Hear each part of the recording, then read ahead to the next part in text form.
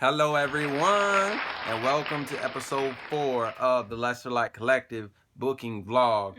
Ba-ba-da-ba-ba. You really gotta get it.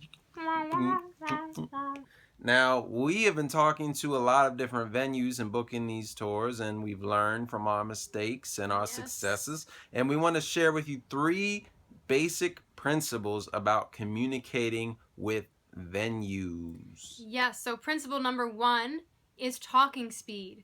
Lee does not struggle with this, but I do. I am naturally a fast talker. I just feel bad for people on the phone because they haven't heard of the Lesser Light Collective, they don't know me, and I'm talking fast. It's a lot for them to take in, and it's overwhelming. You're brand new to these people you're calling. They've probably never heard of what you're doing. Be aware if you're talking quickly, whether you naturally talk fast or you talk fast when you're nervous. You want to really give people time to let it soak in. Gotta let it marinate. Which brings us to the next principle. Brevity. Being concise. I can feel like we will convince people to work with us if we tell them everything we can think of, every single thing. Yeah, our original email was almost like an essay that we would send to these different, churches and venues. People's attention span is so short. It's like you got to have bullet points. You got to say, okay, number. If I just want to scan through this and get the basic points, boom, boom, boom, boom. All right, done. Next email. It's making it easy for people to find what they need to know. If there's more that they want to know, they can ask you.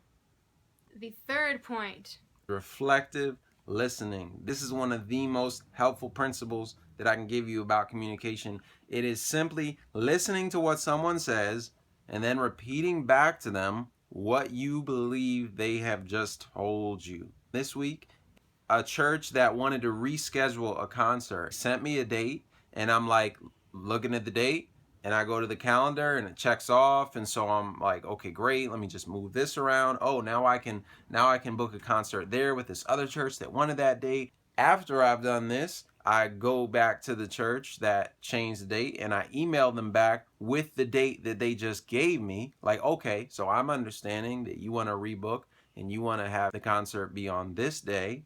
And then he reads the email with the date that he just sent me, and he's like, no, oh, I sent the wrong day, I'm so sorry. So if I had slowed down, principle number 1, and sent a brief feedback or reflective listening, principle number 2, brevity, principle number 3, reflective listening, and emailed back to him, confusion would have been avoided.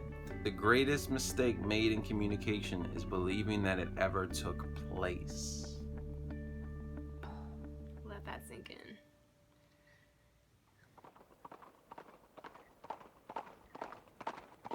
We have found the venue where we will be having the CD release concert. Got it. So it's going to be at Chestnut Hill Seventh-day Adventist Church in Philadelphia, Pennsylvania on November 12th at 7 p.m. Yeah, so keep an eye. We'll be posting online how you can purchase tickets early, but if you know us and you live near us, we can obviously give you your tickets in person. The next thing is we have booked another concert in Florida. Praise the Lord. In terms of my booking this week, ironically, the web forms, I'm hearing back from people on those. So it turns out that it's 50-50 that I'll hear back, which is the same thing for an email. Whoa. All right, we'll take care. Have a good one. Bye. Bye.